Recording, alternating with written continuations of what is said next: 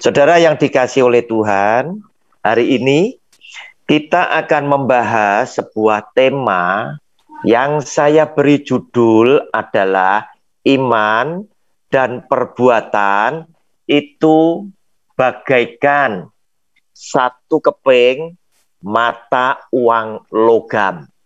Artinya iman dan perbuatan menurut saya setelah saya belajar tentang firman Tuhan adalah dua hal yang tidak bisa dipisahkan satu dengan yang lainnya. Ketika ada iman, syaratnya harus ada perbuatan. Ketika ada perbuatan baik dan benar, pastilah di situ juga ada iman yang menyertainya. Saudara, kita baca lebih dulu firman Tuhan yang menjadi berkat untuk kita di hari Minggu yang istimewa ini. Silakan dicatat Yakobus pasal yang kedua ayat yang ke-20 hingga ke-26. Yakobus pasal 2 ayat 20 sampai dengan 26. Judulnya adalah iman tanpa perbuatan pada hakikatnya adalah mati. Demikian bunyi firman-Nya. Hai manusia yang bebal, maukah engkau mengakui sekarang bahwa iman tanpa perbuatan adalah iman yang kosong? Bukankah Abraham, bapa kita, dibenarkan karena perbuatan-perbuatannya ketika ia mempersembahkan Ishak anaknya di atas mezbah? Kamu lihat bahwa iman bekerja sama dengan perbuatan-perbuatan, dan oleh perbuatan-perbuatan itu iman menjadi sempurna. Dengan jalan demikian genaplah nas yang mengatakan, lalu percayalah Abraham kepada Allah, maka Allah memperhitungkan hal itu kepadanya sebagai kebenaran. Karena itu Abraham disebut sahabat Allah. Jadi kamu lihat bahwa manusia dibenarkan karena perbuatan-perbuatannya dan bukan hanya karena iman. Dan bukankah demikian juga Rahab pelacur itu dibenarkan karena perbuatan-perbuatannya ketika ia menyembunyikan orang-orang yang disuruh itu di dalam rumahnya, lalu menolong mereka lolos melalui jalan yang lain. Sebab seperti tubuh tanpa roh adalah mati, demikian jugalah iman tanpa perbuatan-perbuatan adalah mati. Saudara, perhatikan ayat yang ke-26, jelas di situ dikatakan, sebab seperti tubuh tanpa roh adalah mati. Kita itu hidup karena ada roh yang dikaruniakan oleh Allah yang tinggal di dalam kehidupan kita, sehingga kita menjadi makhluk yang hidup. Tetapi tanpa roh itu tadi, maka tubuh manusia siapapun itu akan mati. Nah, saudara, demikian pula dikatakan di sini, demikian jugalah iman tanpa perbuatan-perbuatan adalah mati. Jadi, lewat pembacaan firman Tuhan dari ayat 20 sampai 26, disertai dengan perbuatan tokoh-tokoh Alkitab yang ditulis di dalamnya, yaitu Abraham, kemudian Rahab juga, saya menyimpulkan bahwa iman dan perbuatan itu tidak bisa dipisahkan. Satu dengan yang lainnya selalu ada bersama-sama. Sehingga iman dan perbuatan saya mengandaikan sama seperti sebuah mata uang logam yang tidak bisa dipisahkan satu dengan yang lainnya. Ketika ada iman, syaratnya supaya iman tidak mati, iman tidak kosong, harus ada perbuatan, yaitu yang baik dan benar. Ketika ada perbuatan yang baik dan benar yang dilakukan oleh siapapun orangnya, termasuk yang bukan Kristen, bukan Katolik, selalu di situ juga ada iman yang menyertainya. Saudara, Kita dikatakan oleh firman Tuhan, oleh Tuhan Yesus ya, dinasehati. Kamu harus cerdik seperti ular dan tulus seperti merpati. Artinya di dalam hidup kita di dunia, di mana kita itu diperintahkan Tuhan, bak seperti domba di tengah-tengah serigala, di tengah-tengah bahaya yang mengelilingi kita, engkau tetap harus menjadi orang yang cerdik, yang pinter, yang smart, ya. Bagaimana kamu bisa menjalankan tugas daripada Yesus Tuhan kita, menjadi yang cerdik, ya, di tengah-tengah ancaman, di tengah-tengah bahaya, tetapi kamu bisa berhasil. Nah, saudara, itu yang harus kita pegang. Nah, saudara, menanggapi doktrin gereja, ya, ini doktrin kita, doktrin gereja, doktrin orang Kristen, ya. Apakah salah? Saya bilang tidak. Doktrin ini 1000% saya mendukung dan ini benar. Yang berkata, orang itu diselamatkan oleh karena kasih karunia. Saya amin, ya. Orang itu, orang Kristen diselamatkan oleh karena iman kepada Kristus. Saya pun juga amin, ya. Tetapi saya ingin sampaikan, mulai kapan Anda jadi Kristen, kemudian bisa paham dengan doktrin yang sulit ini, yang sukar ini? Apakah setelah Anda Kristen, setelah dibaptis, langsung percaya dengan doktrin ini, langsung paham dengan doktrin ini, atau Anda masih butuh waktu? Mungkin 5 tahun setelah jadi Kristen baru paham, atau mungkin 10 tahun baru paham, atau mungkin waktu yang lebih lama lagi baru Anda paham. Nah, saudara, doktrin ini tidak mudah. Sebab apa?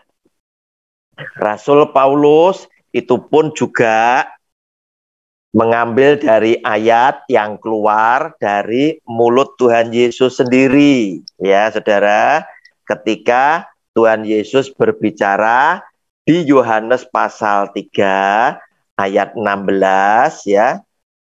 Terus kemudian sampai dengan 18. Yang Tuhan Yesus berkata demikian. Ini kan ayat terkenal. Karena begitu besar kasih Allah akan dunia ini, sehingga ia, huruf besar, ya, telah mengaruniakan anaknya yang tunggal, yaitu Tuhan Yesus, supaya setiap orang yang percaya kepadanya tidak binasa. Digaris bawahi, ini mengandung kata-kata yang percaya kepada Dia, yang beriman kepada Yesus Kristus Tuhan, itu tidak binasa, melainkan beroleh hidup yang kekal. Sebab Allah mengutus anaknya ke dalam dunia bukan untuk menghakimi dunia, melainkan untuk menyelamatkannya oleh Dia. Berarti Yesus Tuhan memang punya misi, yaitu menyelamatkan orang-orang berdosa yang menjadi miliknya, yang Dia kasih. Dia ingin selamatkan. Ketika Tuhan ngelihat Anda dan saya hidup di dalam dosa yang membinasakan, Dia turun menjelma sebagai manusia untuk menyelamatkan Anda dan saya. Barang siapa percaya kepadanya. Siapa orang yang percaya itu tadi? Adalah orang yang mendengar firman Kristus dan melakukannya. Itulah orang yang percaya. Ia tidak akan dihukum. Barang siapa tidak percaya, ia telah berada di bawah hukuman, sebab ia tidak percaya dalam nama Anak Tunggal Allah. Berarti orang yang percaya adalah orang yang mendengar firman Tuhan dan kemudian dengan setia melakukan firman Tuhan yang dia dengar ini dalam hidupnya sehari-hari. Otomatis Yesus Tuhan berkata, orang yang seperti ini tidak aku hukum. Tetapi yang tidak melakukan berarti mereka sudah ada di bawah hukuman. Sebab apa? Engkau mengaku jadi anak Kristus, tetapi apa yang kau dengar tidak engkau lakukan. Nah, saudara, saya ingin garis bawahi, ya, ingin teguhkan bahwa doktrin Kristen ini benar adanya. Tetapi saya ingin jelaskan, tegaskan. Sulit sekali buat orang-orang yang baru Kristen itu bisa memahami. Sebab apa? Banyak orang yang sedang memberitakan tentang kebenaran doktrin ini, juga mereka sedang berkhotbah dan berkata, kamu harus yakin, orang diselamatkan itu karena iman kepada Allah. Betul. Orang diselamatkan karena kasih karunia Tuhan. Oleh karena belas kasihan Tuhan. Betul. Ya. Dan Anda harus tahu, perbuatan baik tidak menyelamatkan. Betul. Saya setuju. Justru Anda harus sadar, Anda bisa berbuat baik ini karena Anda sebagai anak Tuhan meresponi, menanggapi, ingin dengan ucapan terima kasih berkata kepada Tuhan atas keselamatan, di mana Tuhan Yesus berkenan menyerahkan nyawanya gantikan saudara dan saya. Karena kita sudah mendapatkan pengampunan dosa, maka responnya kita berbuat baik. Dan masih ditegaskan, jangan dibolak-balik, kan begitu ya? Saya setuju. Tetapi saya ingin katakan, ini hanya untuk orang Kristen, untuk orang Katolik yang punya tingkat level iman sangat dewasa, baru mereka bisa memahami. Nah, saudara, hari ini saya akan memakai bahasa yang sederhana untuk Anda dan saya bisa semakin mengerti. Saudara, kenapa? Perbuatan baik itu tidak menyelamatkan. Sebab, misal, hari ini saya telah berbuat baik dan benar. Yang Anda semuanya ketahui. Mungkin Anda akan bilang, wah hebat Pak Roni. Ini benar-benar anak Tuhan, anak Allah, luar biasa. Ternyata perbuatan baik dan benar saya tidak bertahan lama. Besoknya saya mengecewakan hati salah satu daripada Anda sekalian. Berarti saya berbuat dosa lagi. Nah, untuk perbuatan dosa saya inilah yang oleh karena saya itu tidak bisa menjaga, mulus terus, kudus terus, benar terus, sampai nanti pulang ke surga, maka saya tetaplah sesungguhnya adalah orang yang berdosa, penuh dengan cacat celah dan noda di hadapan Tuhan dan sesama yang lainnya. Sehingga untuk itulah saya membutuhkan Sang Juru Selamat untuk menyelamatkan saya. Demikian pula dengan Anda sekalian. Oleh karena itu, saya mau tegaskan, yang tertulis berkata demikian. 1 Yohanes pasal 1. Silakan dicatat. Ayat 8 sampai dengan 10. Berkata demikian. Jika kita berkata bahwa kita tidak berdosa, maka kita menipu diri kita sendiri. Dan kebenaran tidak ada di dalam kita. Sebab apa? Kita ini orang yang tidak stabil. Ya, kita ini adalah orang yang rentan, mudah berbuat dosa, kadang kilaf dan lain sebagainya. Ya, sehingga kita ini hari ini berbuat baik dan benar menyenangkan hati Tuhan dan sesama yang lainnya, mungkin besok telah mengecewakan hati sesama kita yang lainnya. Ayat 9, jika kita mengaku dosa kita, maka ia adalah setia dan adil. Oleh karena itu, saudara, ya, di dalam gereja-gereja tertentu, selalu di dalam ibadah, diselipkan doa pengampunan, doa pengakuan dosa. Ini tadi, untuk mengingatkan jemaat bahwa Anda perlu minta ampun kepada Tuhan atas dosa-dosamu yang setiap hari, baik sadar maupun tidak, Anda lakukan. Saudara, ia adalah setia dan adil, sehingga ia, guru besar, Tuhan akan mengampuni segala dosa kita dan menyucikan kita dari segala kejahatan. Saudara, kalau kita ngaku, Tuhan ampuni aku adalah anakmu yang berdosa, aku penuh dengan noda, penuh dengan cacat celah, baik yang aku sengaja maupun yang tidak, baik yang aku sadari maupun aku tidak tahu. Saudara, bahaya loh, ada dosa yang kita tidak tahu loh. Pikirnya kita benar, padahal ada banyak orang yang terlukai oleh kita. Dan itulah dikatakan firman Tuhan, maka Ia yang setia dan adil menerima pengakuan doa-doa kita, Dia juga yang akan mengampuni dosa saudara dan saya. Ayat 10, jika kita berkata bahwa kita tidak ada berbuat dosa, maka kita membuat Dia, yaitu Yesus Kristus Tuhan, ya, membuat Dia menjadi pendusta. Sebab apa? Tidak ada orang yang tidak berbuat dosa yang memerlukan juru selamat. Kalau Anda dan saya adalah orang yang tidak pernah berbuat dosa, berarti Yesus Tuhan itu bohong. Kenapa harus disebut sang juru selamat? Wong saya adalah orang yang tidak pernah berbuat dosa. Itu maksud ayatnya dalam ayat yang ke-10 ini tadi.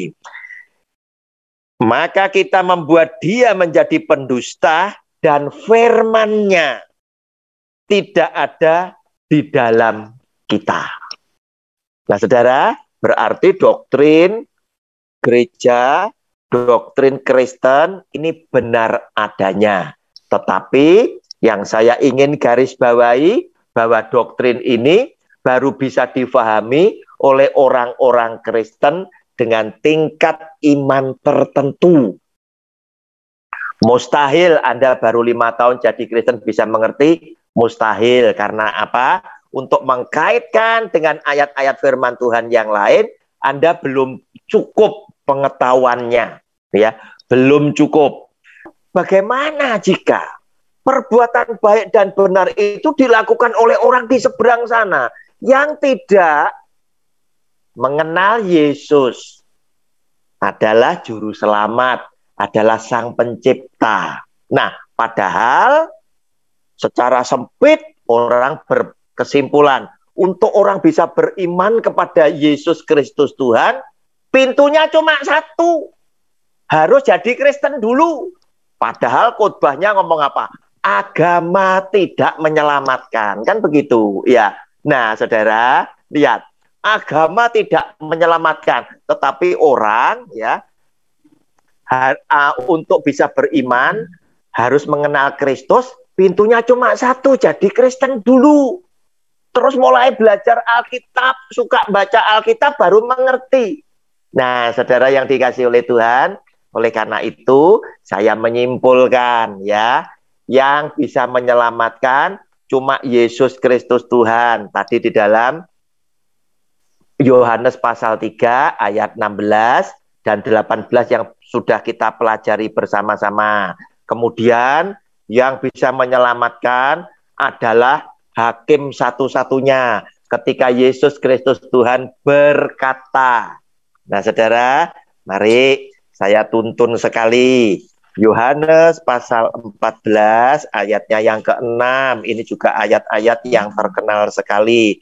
Ketika Tuhan Yesus berkata, kata Yesus kepadanya, akulah jalan dan kebenaran dan hidup. Tidak ada seorang pun yang datang kepada Bapa kalau tidak melalui aku. Artinya, Yesus Kristus Tuhan ingin menyampaikan kepada saudara dan saya bahwa aku satu-satunya jalan. Aku yang menentukan. Siapapun engkau, apapun warna kulitmu, apapun agama, keyakinan, dan kepercayaanmu, untuk sampai kepada surga, kamu harus lewat aku. Karena aku yang punya hukum, dan aku satu-satunya hakim. Nah, saudara, berarti kita tidak usah pusingkan, ya, tidak usah pusingkan tentang keselamatan, ya. Sebab yang bisa menentukan cuma Yesus Kristus Tuhan. Bukan orang Kristen, bukan doktrin gereja, bukan gereja Anda dan saya. Tetapi Yesus yang adalah Tuhan nanti dasarnya menghakimi tetap dari perbuatan. Karena lewat perbuatan orang dihakimi, orang ditentukan. Apakah orang tersebut adalah orang yang baik atau orang yang jahat?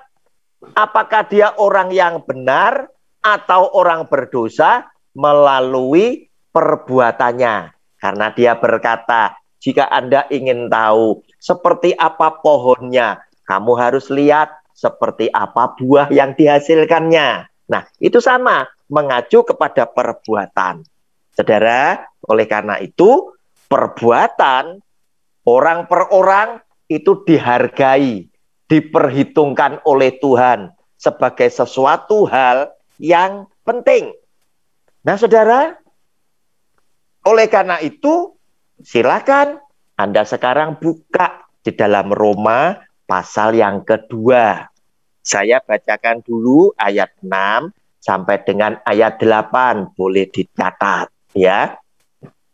Ini Rasul Paulus yang ngajarkan Efesus 2 ayat 8 dan 9 ya, bahwa kita diselamatkan kasih karunia oleh karena iman ya. Nah, tetapi ternyata dia juga berkata seperti ini, seakan-akan bertolak belakang. Dia menyampaikan firman Tuhan ini demikian.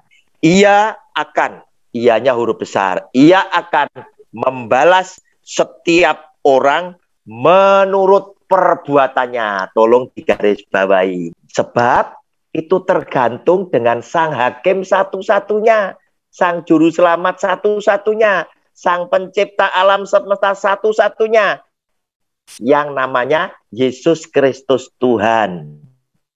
Dan dasar dia untuk menyelamatkan adalah kasih karunia atau belas kasihan kepada setiap orang yang nanti dia mau selamatkan.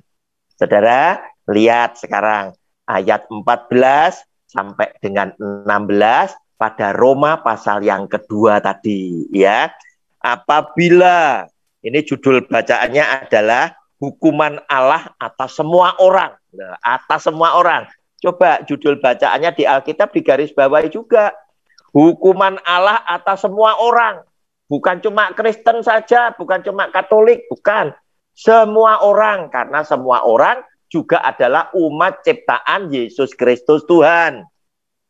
Ya, cuma Tuhan karuniakan masing-masing orang itu punya cerita hidup yang tidak sama. Begitu loh ya.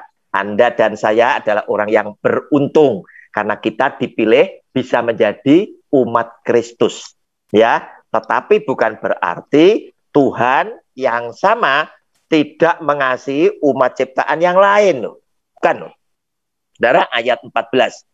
Apabila bangsa-bangsa lain yang tidak memiliki hukum Taurat oleh dorongan diri sendiri melakukan apa yang dituntut hukum Taurat, maka walaupun mereka tidak memiliki hukum Taurat, mereka menjadi hukum Taurat bagi diri mereka sendiri.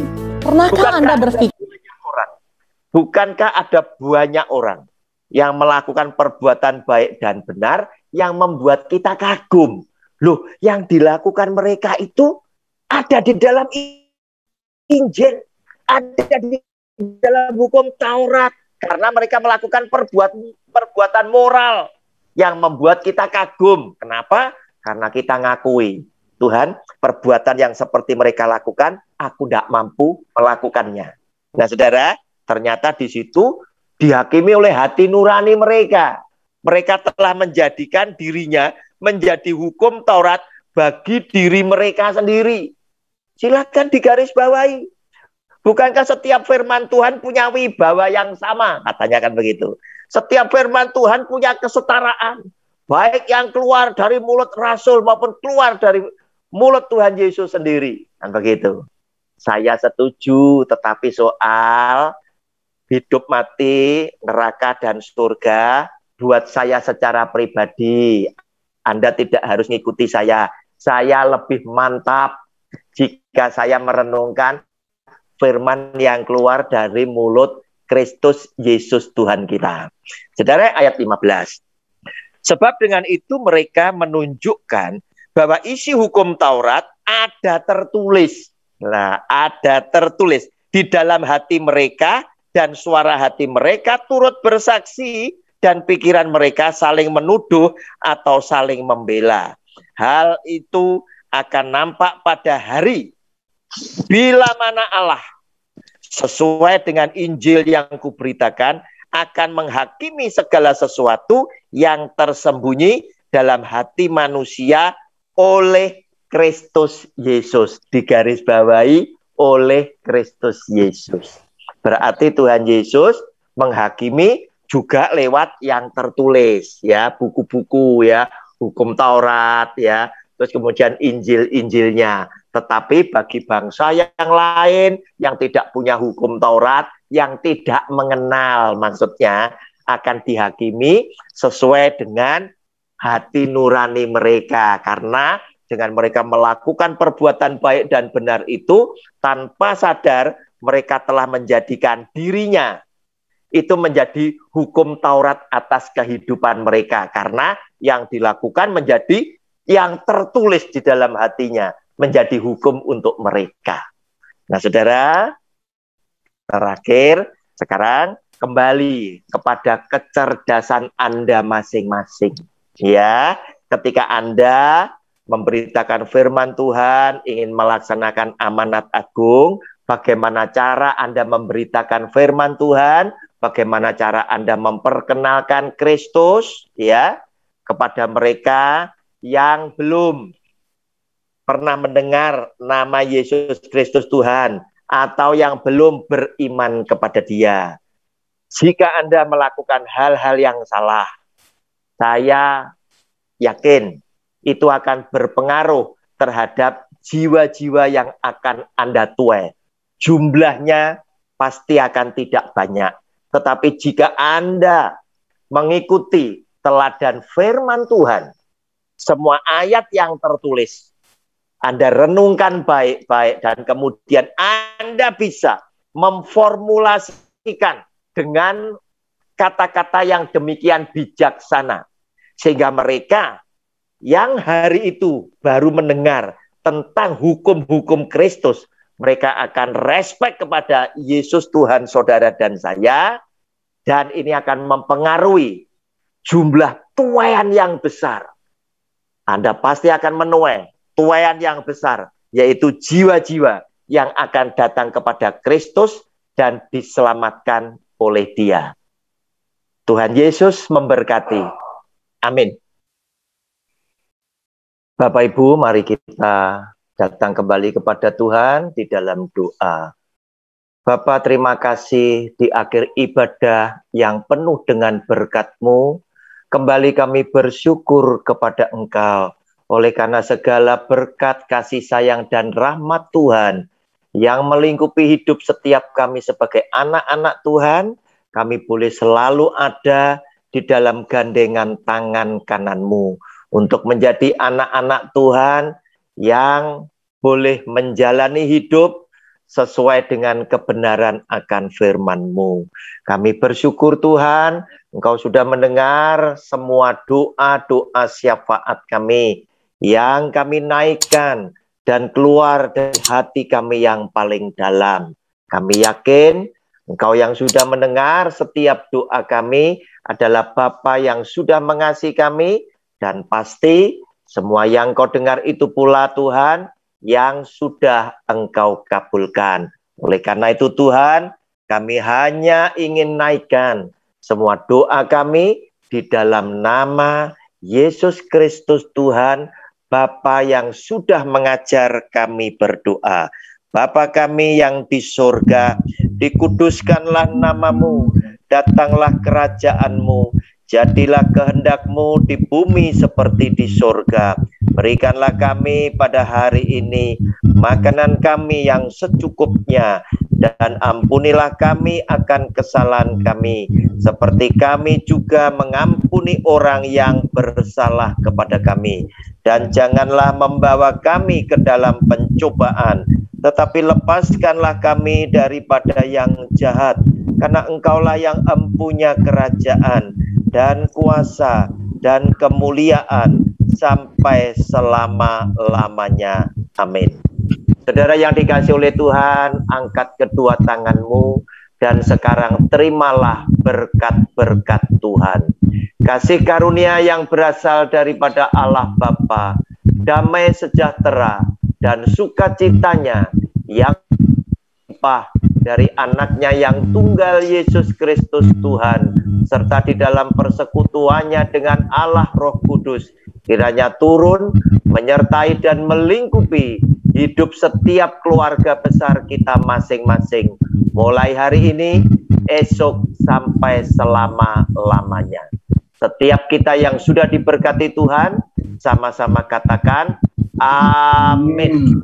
Tuhan Yesus memberkati. Terima kasih Pak Roni. Sama-sama.